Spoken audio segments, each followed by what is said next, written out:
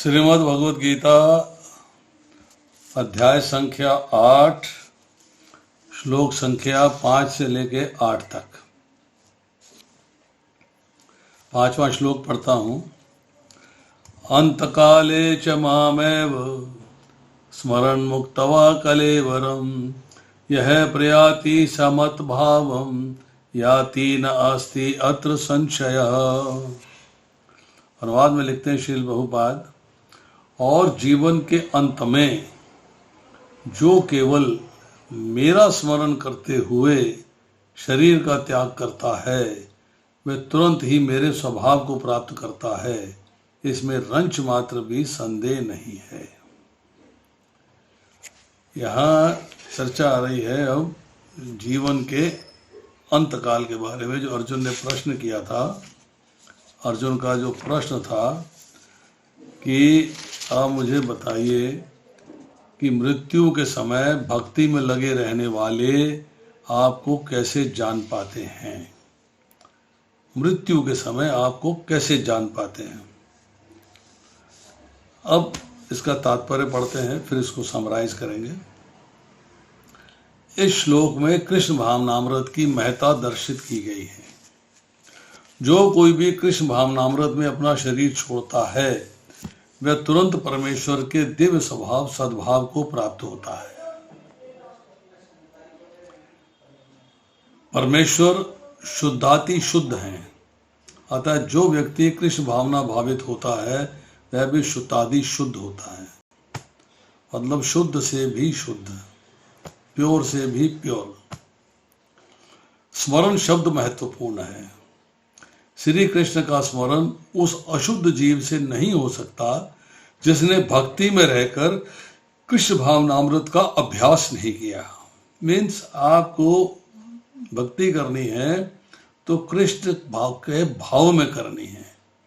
इधर उधर भक्ति मनोधर्म से कर ली, मर्जी से कर ली, ये कर लिया, वो कर लिया, मेरे को ऐसे सीखा, मैंने ऐसे सीखा, वो नहीं। जिस तरह से भगवान ने आदेश दिए हैं, जिस तरह से आपको पारंपरिक गुरु से उपदेश मिलता है, आदेश मिलता है, इंस्ट्रक्शंस मिलती हैं, उसके अनुसार भक्ति में लगना है। अतः मनुष्य को चाहिए कि जीवन के प्रारंभ से ही वे कृष्ण भावनामृत का अभ्यास करे। प्रहलाद महाराज कहते हैं 5 साल की आयु से अभ्यास शुरू हो जाना चाहिए। यदि जीवन के अंत में सफलता वांछनीय है तो कृष्ण का स्मरण करना अनिवार्य है। अगर आप जीवन के अंत में ये सफलता चाहते हैं कि भगवान के धाम को जाएं और भगवान का स्मरण हो, तो आपको निरंतर भगवान का स्मरण करना पड़ेगा, उसके बिना चारा नहीं है। अतः मनुष्य को निरंतर हरे कृष्णा कृष्णा कृष्णा हरे हरे, हरे राम राम राम हरे हरे इस महामंत्र का जप करना चाहिए, जो हम लोग करते हैं। भगवान चैतन्य ने उपदेश दिया है कि मनुष्य को वृक्ष के साम सहिष्णु होना चाहिए, तरोरपि सहिष्णुना। हरे कृष्ण कृष्ण कृष्ण हरे हरे, हरे राम राम राम हरे हरे का जप करने वाले व्यक्ति को अनेक व्यवधानों का सामना करना पड़ सकता है। कई रुकावटें आती हैं, कई ऑब्स्टेकल्स आते हैं, कई परेशानियां आती हैं, तो भी इस महामंत्र का जप करते रहना चाहिए, जिससे जीवन के अंत समय में कृष्ण भावनामृत का पूरा पूरा लाभ प्राप्त हो सके। अब देखिए, कुछ 2-4 शास्त्रों से अच्छी अच्छी बातें सीखते हैं। अगर मनुष्य जीवन के अंतिम समय में भगवान को याद कर ले, जीवन भर कोई साधन नहीं किया, उसने नहीं कर पाया, नहीं जुगाड़ कर पाया, पर अंतिम समय में भगवान को याद कर ले तो भगवान की प्राप्ति हो जाएगी। यही बात कही गई है भगवद गीता के 2 अध्याय के 72वें श्लोक में कि लास्ट मिनट के अंदर ऐशा ब्राह्मी स्थिति पार्था, लास्ट मोमेंट के ऊपर भी कोई भगवत भक्ति में लग जाता है तो उसे भगवान के धाम की प्राप्ति हो जाती है। अब जो भगवान कह रहे हैं माम एव स्मरण, इसका तात्पर्य क्या है, इसका मीनिंग क्या है कि मेरा स्मरण करो। मतलब सुनने में, समझने में, मानने में जो कुछ भी तुम्हें आता है, मेरे बारे में सुनते हो, वो मेरा समग्र रूप है, मेरी कंप्लीट होल फॉर्म है। इसलिए उसको अंतकाल में जब मेरा स्वरूप मानेगा सारा जीवन, तो अंतकाल में मेरा स्मरण होगा। मतलब उसको जो कुछ भी याद आएगा वह मेरा ही स्वरूप होगा, इसलिए वह स्मरण मेरा ही होगा और मेरा स्मरण करने से उसे प्राप्ति हो जाएगी। अब देखिए, अब एक चर्चा और आती है। भगवान ने आपको एक विशेष छूट दी है, स्पेशल सैंक्शन, कि मरणासन व्यक्ति, जो व्यक्ति मृत्यु के निकट है, मरणासन है, उसका कैसा भी आचरण रहा हो, कैसा भी भाव रहा हो, कैसा भी जीवन बीता हो, पर अगर उसने अंतकाल में भगवान को याद कर लिया तो उसका कल्याण हो जाएगा। ये एक इम्पॉर्टेंट पॉइंट जो है हमको रियलाइज करना चाहिए और समझना चाहिए। कारण क्या है कि भगवान ने जीव का कल्याण करने के लिए ही तो मनुष्य शरीर दिया है, और जीव ने उस मनुष्य शरीर को स्वीकार कर लिया है, एक्सेप्ट कर लिया है। अतः जब जीव का कल्याण हो जाए तभी भगवान का इस जीव को मनुष्य शरीर देना और जीव का मनुष्य शरीर लेना सफल होगा। मतलब कल्याण करने के लिए आपको अंतकाल में भगवान का स्मरण करना आरंभ है। अब एक चर्चा और आती है कि भगवान ने जो छूट दी है उससे हमें विशेष लाभ लेना चाहिए, फायदा उठाना चाहिए। क्या फायदा है? कोई व्यक्ति बहुत बीमार चल रहा है, मरने के निकट आ गया, मरणासन हो गया। अब वो तो स्मरण कर नहीं पाता, उसने जिंदगी भर स्मरण किया नहीं है, उसे तो बात समझ में आती नहीं। अब उसे भगवान का स्मरण हो जाए, उसके लिए क्या उपाय है? क्या उपाय है? इस बात को समझिएगा। उपाय क्या है कि उसको भगवान का चित्र दिखाइए।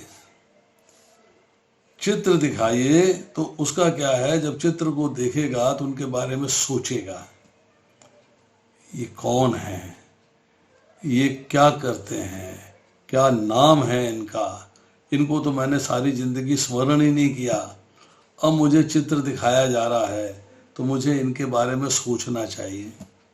तो जब उनके बारे में सोचने लगता है तो उसकी उनमें रुचि हो जाती है, उनका स्मरण हो जाता है। उसको फिर बताना चाहिए, देख भैया ये है भगवान, इनका नाम है कृष्ण, ये अंतिम समय में दिख जाए अगर, या इनकी मूर्ति दिखाई दे जाए, इनकी छवि दिखाई दे जाए, इनका चित्र दिखाई दे जाए, इनके बारे में सुन लोगे तो मुक्ति प्राप्त हो जाएगी, लौटकर संसार में नहीं आना चाहिए। ऐसे व्यक्ति को, जिसने सारी जिंदगी कुछ नहीं किया है, उसको भगवान की महिमा का वर्णन करना चाहिए और गीता के श्लोक सुनाने चाहिए। अब वो बेहोश हो गया, अब उसकी स्थिति है कि वो बेहोश है, वो होश में नहीं है। अब बेहोश हो गया है तो क्या करना चाहिए? देख तो सकता नहीं, आइज तो वर्किंग है नहीं उसकी, बट ऐसा कहा जाता है कि कान जो है वो फिर भी वर्किंग में रहते हैं, इसलिए उसके पास भगवान के नाम का जप और कीर्तन करना चाहिए। उससे क्या फायदा होगा कि उसके आसपास का ऑरा जो है भगवान का हो जाएगा, भगवत संबंधी वायुमंडल बना रहेगा, और जहाँ भगवान से संबंधित वायुमंडल होता है वहाँ भगवान के दूत आते हैं, यमदूत नहीं आते। क्योंकि अजामिल की मृत्यु के समय जब नारायण का नाम उसने उच्चारण किया और भगवान के पार्षद आ गए तो यमदूत भागकर यमराज के पास गए, तो यमराज ने अपने दूतों से कहा, जहाँ भगवान नाम का जप, कीर्तन, कथा आदि होते हो वहाँ तुम लोग कभी मत जाना, क्योंकि वहाँ हमारा राज्य नहीं है। इस प्रकार यमराज जी ने भगवान का स्मरण करते हुए क्षमा मांगी कि मेरे दूतों के द्वारा जो अपराध हुआ है उस अपराध को आप क्षमा कर दें। तो भगवत मंडल, वायुमंडल के अंदर भगवान के नाम गूंजना चाहिए, आवाज आनी चाहिए उसको। भगवत संबंधी जब वायुमंडल बनेगा तो यमदूत नहीं आएंगे। अब देखिए, एक बात और करते हैं। अब शंका होती है कि उसने उम्र भर तो भजन नहीं किया, उम्र भर स्मरण भी नहीं किया है, कोई साधन नहीं किया, भगवान से विमुख रहा, अब अंत काल में भगवान का स्मरण कैसे होगा, अब उसका कल्याण कैसे होगा। एक हमने बताया, चित्र रख दो सामने, चित्र रख दोगे, भगवान नाम का जप करोगे, भगवत गीता के श्लोक पढ़ोगे, तो वायुमंडल जो है भगवत संबंधी हो जाएगा। अब दूसरा क्या है, ये तो आपने किया उसके लिए और भक्त करेगा। दूसरा क्या है कि अंत समय में अगर भगवान की कोई विशेष कृपा हो जाए, या उसे किसी शुद्ध वैष्णव के दर्शन हो जाए, किसी संत के दर्शन हो जाए, तो भगवान का स्मरण कर लेता है वो उस वक्त, तो उसका कल्याण हो जाता है। अब उसके कल्याण के लिए कोई उसको भगवान का नाम, रूप, गुण, लीला, धाम का चरित्र सुनाए, पद गाए, तो भगवान का स्मरण होने से उस जीव का कल्याण हो जाता है। एक सेकेंड रुकिएगा जरा, मैंने ग्लूकोज लगा रखा है मुझे, तो थोड़ा कंट्रोल कर ले इसे। अब अगर जो है व्यक्ति मरने के निकट है और उसको आपने गीता सुनानी है, तो गीता का 8वां अध्याय सुनाना चाहिए। क्यों? इसलिए कि इस 8वें अध्याय में जैसे जैसे आप आगे पढ़ेंगे, जीव की सद्गति का वर्णन आया है, और इसको सुनने से जीव की भगवान में स्मृति हो जाती है। अब अंत काल में कोई भयंकर परिस्थिति आ गई, तो जैसे व्यक्ति दुख में भगवान का स्मरण करता है, तो भयंकर परिस्थिति आने से जब दुख होता है, तब उसे भगवान की याद आ सकती है। अब शरीर छूट रहा है, उसके समय उसको कुटुंब की याद आए, रुपए की याद आए, रुपए कुटुंब की आशा हो, ममता हो, तो उसमें फंसेगा जाके। पर अगर मरने के समय धन की आशा समाप्त हो जाए, कुटुंब के बारे में कुछ संबंध याद ना आए, समझ में ना आए, और मन में ये भाव आ जाए कि मैंने सब छोड़ दिया, और भगवान से कहे कि मेरा तो कोई है नहीं, मेरे तो केवल आप हैं, तो भगवान की स्मृति होने से कल्याण हो जाता है। भगवान का स्मरण, जो बात कही गई है इम्पोर्टेंट, माम एव स्मरण, भगवान का स्मरण जो है वो इम्पोर्टेंट है। किसी भी कारण से अंत समय में अगर भगवान का स्मरण हो जाए, तो उसका कल्याण हो जाएगा। अब भगवान नाम सुना तो कल्याण हो गया, गीता सुनी तो कल्याण हो गया, चित्र देखा तो कल्याण हो गया, हरे कृष्ण महामंत्र का जप लगा दिया वहाँ पे तो कल्याण हो गया।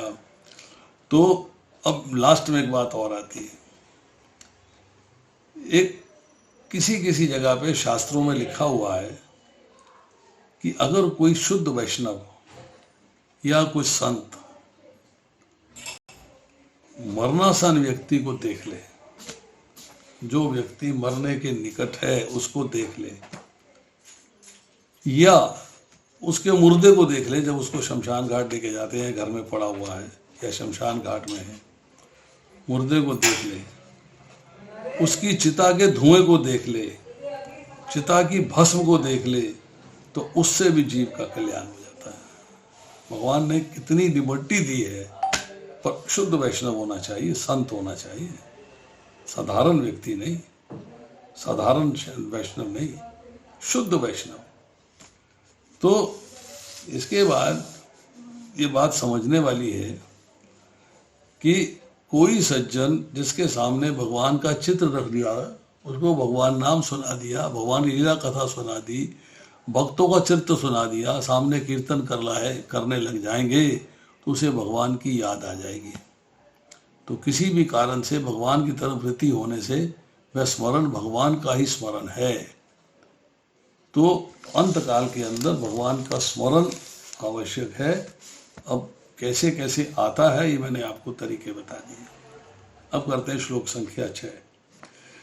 यम यम व अपि स्मरण भावम त्यजन्ते अंतकलेवरम तम तम एवेति कौन्तेय सदा तद्भाव भावितः। हे कुंती पुत्र, शरीर त्यागते समय मनुष्य जिस जिस भाव का स्मरण करता है उसी भाव को निश्चित रूप से प्राप्त होता है। सिमिलर चीज पे रिपीट हो रही। यहां पर मृत्यु के समय अपना स्वभाव बदलने की विधि का वर्णन है। जो व्यक्ति अंत समय में कृष्ण का चिंतन करते हुए शरीर त्यागता है उसे परमेश्वर का दिव्य स्वभाव प्राप्त होता है। किंतु यह सत्य नहीं है। यदि कोई मृत्यु के समय कृष्ण के अतिरिक्त और कुछ सोचता है तो उसे भी दिव्य अवस्था की प्राप्ति होती है।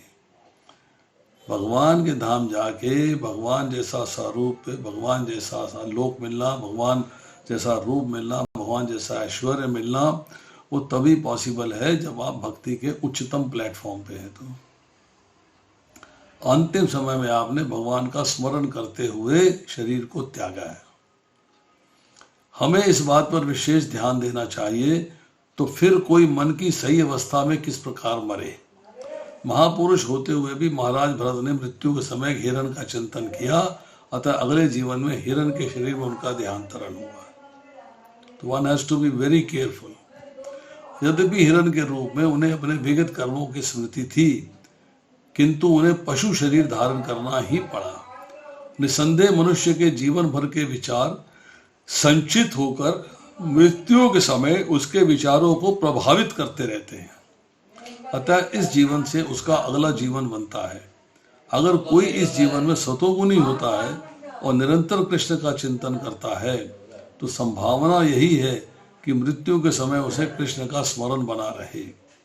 इससे उसे कृष्ण के दिव्य स्वभाव को प्राप्त करने में सहायता मिलेगी। यदि कोई दिव्य रूप से कृष्ण की सेवा में लीन रहता है उसका अगला शरीर दिव्य आध्यात्मिक ही होगा, भौतिक नहीं। आप फिर भौतिक संसार से निकल के आध्यात्मिक संसार में पहुंच गए। अतः जीवन के अंत समय में अपने स्वभाव को सफलता पूर्वक बदलने के लिए हरे कृष्ण कृष्ण कृष्ण हरे हरे, हरे राम राम राम हरे हरे का जप करना सर्वश्रेष्ठ विधि है। देखिए, हमने चर्चा करी अंत समय में भगवान का स्मरण करने के लिए। अंत काल में जिस भाव का जिस किसी का चिंतन होता है, शरीर छोड़ने के बाद जीव जब तक दूसरा शरीर धारण नहीं कर लेता तब तक उसी भाव से भावित रहता है।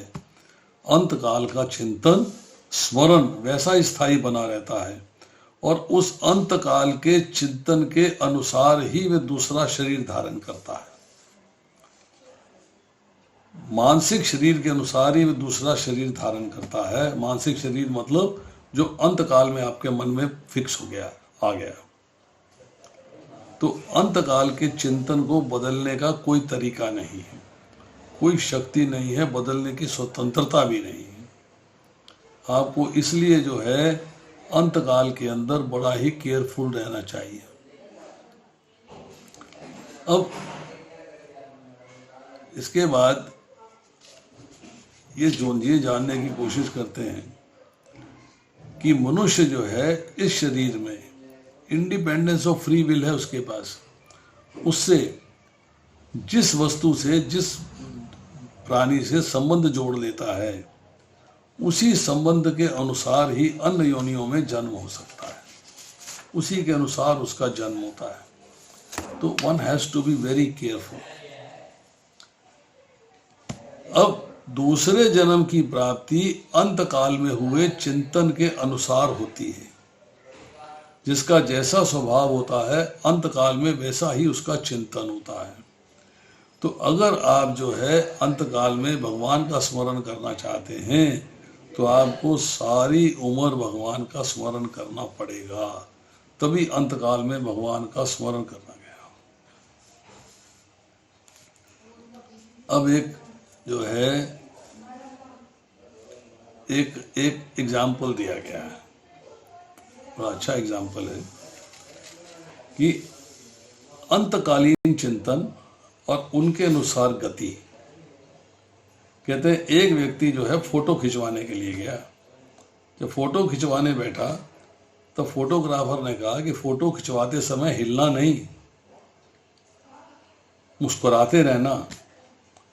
जैसे ही फोटो क्लिक करने का समय आया तो उस आदमी की नाक पे एक मक्खी बैठ गई। हाथ से मक्खी को भगाना ठीक ना समझकर कि मक्खी फोटो में ना, मेरा हाथ फोटो में ना आ जाए, उसने नाक को सिकोड़ दिया, ऐसे ऐसे करना शुरू कर दिया कि मेरी मक्खी उड़ जाएगी। उसी वक्त फोटो खिंच गई। उस आदमी ने फोटोग्राफर से फोटो मांगी। उसने अभी फोटो को प्रत्यक्ष रूप में आने में थोड़ा धुलेगी, तैयारी होगी, थोड़ा टाइम लगेगा, अब 2-1 दिन बाद आके फोटो ले जाना। जब आदमी गया तो फोटोग्राफर ने फोटो दिखाई तो उसमें उसने अपने सिकोड़े हुए नाक का रूप देखा। कहता तुमने मेरी फोटो बिगाड़ दी, क्या क्या फोटो खींची तुमने? कहता मेरी क्या गलती है भाई? फोटोग्राफर कहता मेरी क्या गलती है? फोटो खींचते समय जैसी आपने सिचुएशन एनालाइज करी, जैसी आकृति बनाई, कैमरे में वही फोटो खिंच गई।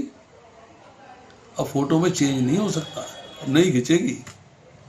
तो इसी तरह अंत काल में मनुष्य का जैसा चिंतन होगा वैसी योनि उसको प्राप्त होगी।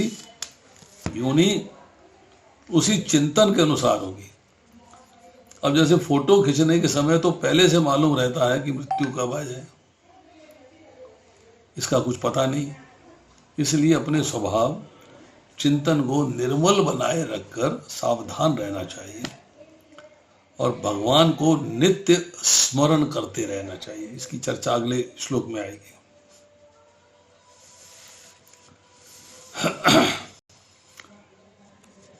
अंतकालीन समय, जब अंतिम समय आता है जीवन के अंदर, लास्ट लाइन आती है, तब भगवान दयालु हैं या भगवान न्याय करते हैं? साधारण दृष्टि में देखें तो न्याय और दया दोनों परस्पर विरुद्ध हैं। न्याय करेंगे तो दया नहीं होगी, दया करेंगे तो न्याय नहीं होगी। तो कारण क्या है कि न्याय में ठीक ठीक निर्णय होता है, छूट नहीं होती, और दया में छूट होती है। परंतु वास्तव में जो विरोध होता है ये सामान्य पुरुष के और क्रूर पुरुष के बनाए हुए न्याय में आ सकता है। भगवान के न्याय के अंदर क्या है? भगवान परम दयालु हैं, प्राणी मात्र के सुहृद हैं, सुहृदम सर्वभूतानाम, 5वें अध्याय का 29वां श्लोक है। भगवान सभी के प्रति न्याय और दया से परिपूर्ण होते हैं। तो जैसा अंतकाल में स्मरण करोगे वैसी ही गति होगी, आप उस गति से बच नहीं सकते। इसलिए अपने जीवन को ध्यान पूर्वक चलाना चाहिए ताकि अंतकाल में भगवान का स्मरण हो सके। अब आती है श्लोक संख्या 7। तस्मात् सर्वेषु कालेषु माम अनुस्मर युद्ध च मयि अर्पित मन बुद्धि माम एष्यसि असंशयः। अतएव हे अर्जुन, तुम्हें सदैव कृष्ण रूप में मेरा चिंतन करना चाहिए। अतः साथ ही युद्ध करने के कर्तव्य को भी पूरा करना चाहिए। अपने कर्मों को मुझे समर्पित करके तथा अपने मन एवं बुद्धि को मुझ में स्थिर करके तुम निश्चित रूप से मुझे प्राप्त कर सकोगे। भगवान ने कहा निश्चित रूप से मुझे प्राप्त कर सकोगे। तरीका क्या बताया? तस्मात् सर्वेषु कालेषु, हर काल में मेरा चिंतन कर। नंबर 1, मेरा चिंतन करते हुए युद्ध कर। युद्ध करते हुए मेरा चिंतन नहीं, वो सेकेंडरी हो गया। प्राइमरी मेरा चिंतन है। मेरा चिंतन करते हुए अपने कर्तव्य का पालन कर। अपने मन और बुद्धि दोनों मुझे समर्पित कर दे, इससे तुम मेरे धाम में आ जाओगे। इसके तात्पर्य में श्रील प्रभुपाद लिखते हैं, अर्जुन को दिया गया यह उपदेश भौतिक कार्यों में व्यस्त रहने वाले समस्त व्यक्तियों के लिए बड़े महत्व का है। भगवान ये नहीं कहते कि कोई अपने कर्तव्यों को त्याग दे। मनुष्य उन्हें करते हुए साथ साथ हरे कृष्ण का जप करते हुए कृष्ण का चिंतन कर सकता है। इससे मनुष्य भौतिक कलमश से मुक्त हो जाएगा अपने मन तथा बुद्धि को कृष्ण में प्रवृत्त करेगा। कृष्ण का नाम जप करने से मनुष्य परम धाम कृष्ण लोक को प्राप्त होगा, इसमें कोई संदेह नहीं। भगवान का नाम चिंतन करने से आपको भगवान का धाम प्राप्त होगा, बशर्ते कि लास्ट मिनट पे भी चिंतन हो जाए। अब हम कहते हैं कि सोने का समय है, ये जागने का समय है, 1 घंटा चिंतन करता हूँ, बाकी घंटे नहीं करते। कहते सोते हैं तब भी सोने से पहले हरि नाम करके सोना चाहिए। जागते हैं, जागते ही भगवान का नाम आपकी जुबान पे आना चाहिए। भगवान के साथ जो स्मरण है उसमें कोई डिवीजन ऑफ टाइम नहीं है, करना ही है 24 घंटे, मतलब आपको लगातार करना ही है जब तक आप होश में हो, जागे हुए हो। भगवान का स्मरण आपको होना ही चाहिए। ये नहीं है कि आप सारे काम छोड़ के स्मरण करने बैठ जाओ। स्मरण ऐसे होना चाहिए कि नेचुरली साथ साथ हुआ जा रहा है। अब कहते हैं कि मेरे में मन और बुद्धि अर्पित कर दो।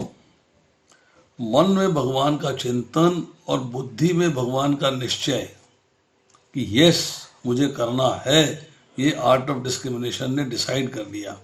और अब आप जो है मन से भगवान का चिंतन कर रहे हैं। और इसका अर्थ क्या है कि मन, बुद्धि, इंद्रियां और शरीर आदि को भगवान का ही मानना है, इसको अपना नहीं मानना। भौतिक प्रकृति जिससे शरीर बना है भगवान की अंश है, जीव भगवान का अंश है। भगवान ने ही मन दिया है, भगवान ने ही बुद्धि दी है, इन सबको भगवान का ही मानना है, ये सब भगवान के ही हैं। साधक जो है जब तक उनको अपना मानेगा तब तक शुद्ध नहीं हो सकता, क्योंकि उनको अपना मानना ही अशुद्धि है। एक्चुअल में, वास्तव में हमारा संबंध भगवान के साथ है, हम भूल गए हैं, ये अलग बात है। तो प्रकृति और प्रकृति के कार्य के साथ मनुष्य का संबंध कभी था ही नहीं। वो तो भगवान के धाम से भोगने के लिए आया है। संबंध तो भगवान के साथ था, प्रकृति के साथ नहीं था। तो मनुष्य जो है, जो कि भगवान का सनातन अंश है, तो उसका प्रकृति से संबंध कैसे हो सकता है? इसलिए साधक को चाहिए कि मन और बुद्धि को भगवान का ही समझकर भगवान के अर्पित करते हैं। मनो अर्पित मतलब भगवान को ही अर्पित कर दे, तो उससे जो है कंफ्यूजन नहीं होगा। अब आएगी बात स्मरण करने के कनेक्टेड जो बातें हैं। 8वां श्लोक करें, उसके बाद फिर इसकी चर्चा करेंगे। अभ्यास योग युक्तेन चेतसा न अन्यगामिना परमं पुरुषम दिव्यम याति पार्थ अनुचिंतयन।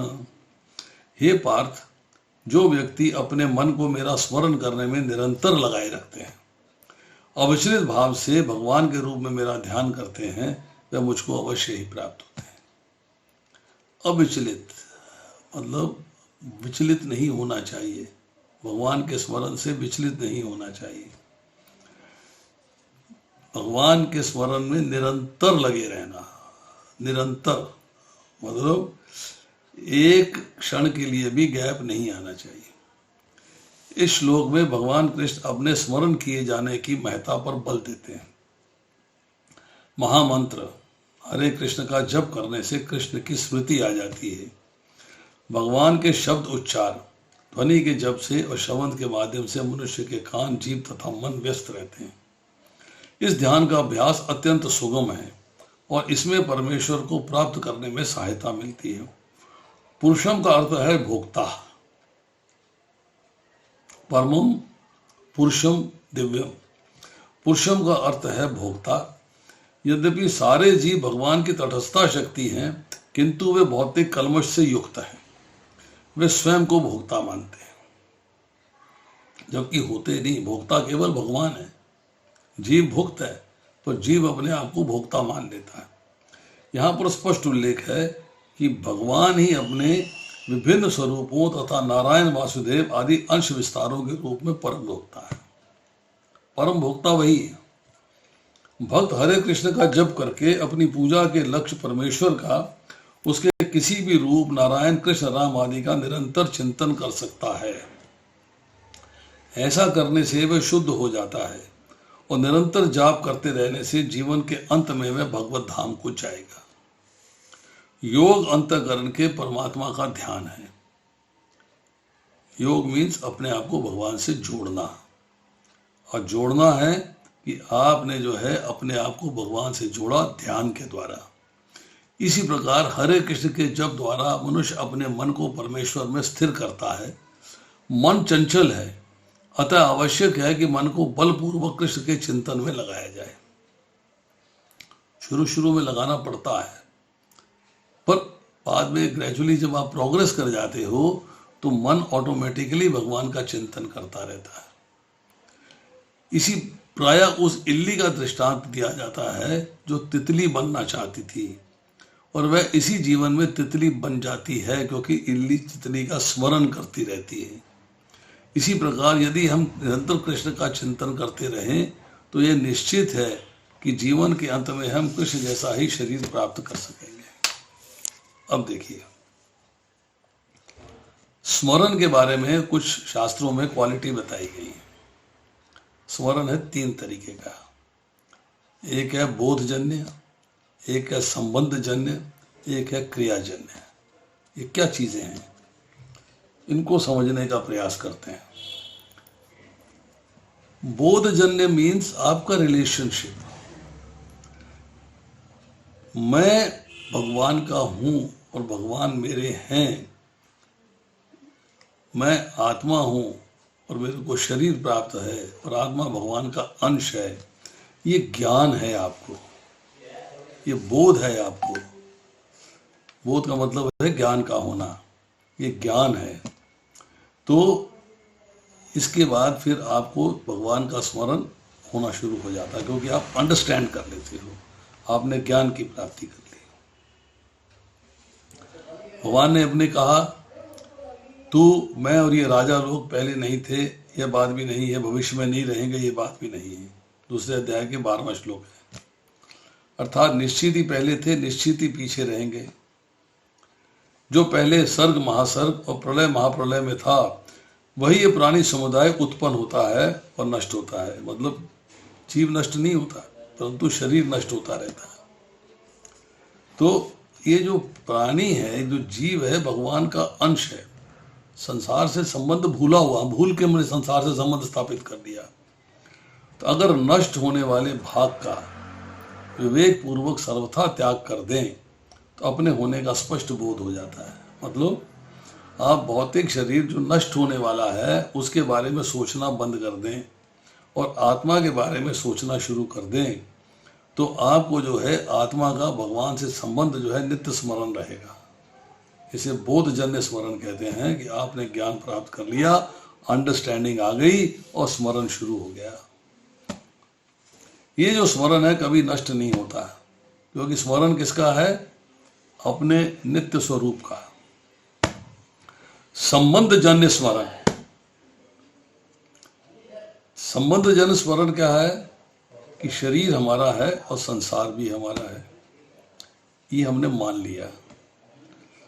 जब तक ये संबंध नहीं मिटेगा, जब तक ये समझ में नहीं आएगा कि मेरा संबंध केवल भगवान के साथ है और किसी के साथ नहीं, तो तब तक भगवान का स्मरण नहीं हो पाएगा, संसार का स्मरण होगा। तो संबंध जन्य स्मरण का मतलब हो गया कि भगवान के साथ अपने संबंध को समझना और संसार के साथ अपने संबंध को भूलना। जब तक हम शरीर का संसार के साथ संबंध मानते हैं, तब तक भगवान के साथ हमारा जो एक्चुअल रिलेशनशिप है, वास्तविक संबंध है, वो क्लियर नहीं होता, स्पष्ट नहीं होता। और जब हम शरीर और संसार के संबंध को स्वीकार कर लेते हैं कि शरीर का संसार के साथ क्या संबंध है, हमने स्वीकार कर लिया, और फिर उससे बाहर निकलने का प्रयास करते हैं, संसार से संबंध विच्छेद और भगवान के साथ संबंध को स्थापित करना, तब इसका मतलब है कि आपका संबंध जन्य स्मरण है। संबंध आपका भगवान के साथ क्या है उसके अंडरस्टैंड करने के बाद, और भौतिक संसार के साथ संबंध क्या है उसको भूलने के बाद आपका स्मरण चालू हो जाता है, स्मरण बन जाता है। तीसरा है क्रियाजन्य। क्रियाजन्य क्या है? कार्य करके। कार्य क्या है? अभ्यास करके। अभ्यास तो कार्य है ना, अभ्यास करके। आपने देखा होगा राजस्थान में, हरियाणा में बहुत जगह है, स्त्रियां सर पे घड़ा रख के चलती हैं और दोनों हाथ खुले छोड़ देती हैं। घर में एक रिंग होता है उसके नीचे, परंतु दूसरी स्त्रियों से बातें भी करती रहती हैं, परंतु सिर में जो घड़ा रखा हुआ है वो गिरता नहीं, उसमें सावधानी रहती है। एक नट जो है रस्से पे चलता है, परंतु रस्से से गिरता नहीं, सावधानी रखता है। हम लोग गाड़ी चलाते हैं, हाथ से गियर घुमाते हैं, दूसरे हाथ से हैंडल घुमाते हैं। मालिक से बातचीत भी, हम पड़ोसी से जो बगल बैठा उससे बातचीत भी करते हैं, पर रास्ते का ध्यान निरंतर रहता है। तो जब क्रिया कोई करते हैं तो भगवान को निरंतर याद रखते हैं, तो क्रियाजन्य संबंध हो जाता है, क्रियाजन स्मरण हो जाता है। तो अभ्यास जन स्मरण जो है, जो क्रियाजन स्मरण जो है, इसको भी संसार का कार्य करते हुए भगवान को याद रखना, पर संसारिक कार्य में मुक्ता और भगवान के स्मरण की गौणता रहती है। भगवान स्मरण तो है, पर प्रथम संसारिक कार्य है। दूसरा सिचुएशन, भगवान को याद रखते हुए संसार का कार्य करना। ये भगवान का स्मरण मुख्य है, संसार का कार्य कौन है। इसमें भगवान के स्मरण में भूल ना हो जाए, ये सावधानी रहती है कि भगवान का स्मरण नहीं छूटना चाहिए, गलती नहीं होनी चाहिए। और तीसरा कि कार्य को भगवान का ही समझना। जो भी कार्य कर रहे हैं भगवान के लिए ही कर रहे हैं, भगवान के ही सेंटर में हैं। अब क्या मैं तो अपने लिए कमा रहा हूँ? नहीं, घर में भगवान को स्थापित किया हुआ है, तो आप घर की सेवा में पैसा लगाएंगे, भगवान की सेवा में पैसा लगाएंगे, वो भगवान के लिए हो गया। तो आपने जो है ये सोच लिया कि मैं भगवान की सेवा करता हूँ, भगवान का ही कार्य करता हूँ, भगवान के लिए ही कार्य करता हूँ। इसका मतलब ये है कि अब आपका जो है वो भगवान से कनेक्ट हो गया, स्मरण हो गया लगातार। अब आप कहते हो कि भगवान संबंधी कार्य करना है, भगवान संबंधी कार्य करना है तो कैसे करना है? एक है भगवान के नाम का जप किया, कीर्तन किया, भगवान की कथा सुनी, लीला श्रवण किया, चिंतन किया, पठन पाठन किया, तो ये भगवत संबंधी कार्य है, भगवान से संबंधित कार्य है। अब आप जो है संसार में कार्य करते हुए, संसारिक कार्य करते हुए, ये संसार भगवान का है, तो संसार में जो कार्य कर रहा हूँ वो भी भगवान का ही हो गया। इसको भगवान के नाते ही करना है, भगवान की प्रसन्नता के लिए ही करना है। इस काम से मुझे कुछ लेना देना नहीं है, अपने जीवन यापन के लिए करना है, घर चलाने के लिए करना है, घर के कार्य करने हैं, मतलब हम जिस वर्ण में हैं, जिस आश्रम है, उसी के अनुसार कार्य करना है।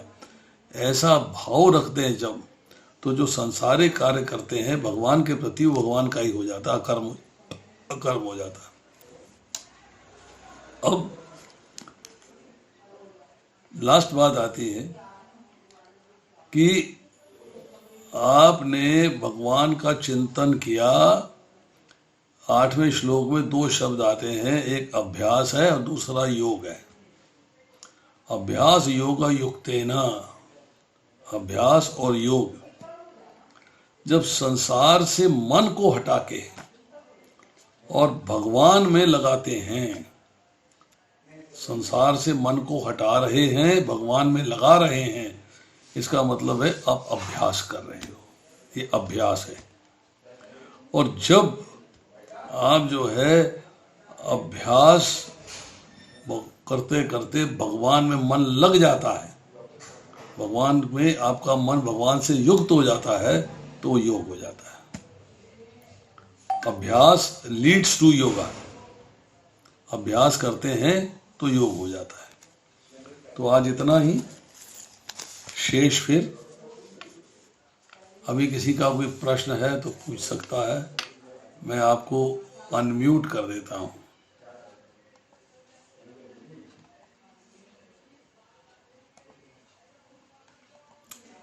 यस, बोलिए माता जी, बताइए। हरे कृष्ण प्रभु जी, दंडवत प्रणाम। यस, शांति प्रदा जी बोलिए। तो मुझे श्लोक नंबर 4 में इसका तात्पर्य में 11वां लाइन है प्रभु जी। हाँ जी। इसमें है, ये परमात्मा प्रत्येक आत्मा के पास आसीन है और आत्मा के कार्यकलापों का साक्षी है तथा आत्मा की विभिन्न चेतनाओं का उद्गम है। ये प्रभु जी लाइन आत्मा की विभिन्न चेतनाओं का उद्गम है। यह परमात्मा प्रत्येक आत्मा के पास आसीन है, हृदय में विराजमान है जी। परमात्मा भी है और आत्मा भी है, और आत्मा के कार्यकलापों का साक्षी है। 13वें अध्याय का 23वां श्लोक बताता है, हमने कल बताया था। जी। उपद्रष्टा है, अनुमंता है और साक्षी है। तथा आत्मा की विभिन्न चेतनाओं का उद्गम है, मतलब आत्मा से आपके शरीर के अंदर जो भी इफेक्ट्स आते हैं उनका ओरिजिन जो है भगवान से होता है। जी, आत्मा के पास कोई शक्ति नहीं है। आत्मा तो भगवान का अंश है ना, तो शक्ति तो जी। भगवान भर रहे हैं ना उसके अंदर। जी।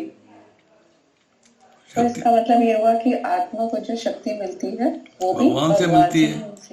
जो चेतना है आत्मा के पास वो भी भगवान की दी है।